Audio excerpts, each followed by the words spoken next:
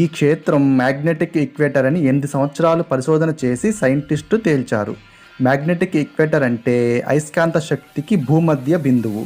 అంటే ఏంటంటే, ఇప్పుడు స్క్రీన్పై కనపడుతున్న భూమికి పైన ఉన్నది ఉత్తర ధ్రువం అంటే నార్త్ పోల్, క్రింద ఉన్నది దక్షిణ ధ్రువం అంటే సౌత్ పోల్. ఇంకా బ్లాక్ యారోస్ చూసారా, అవి అయస్కాంత శక్తి ప్రవహించే దిశ అన్నమాట.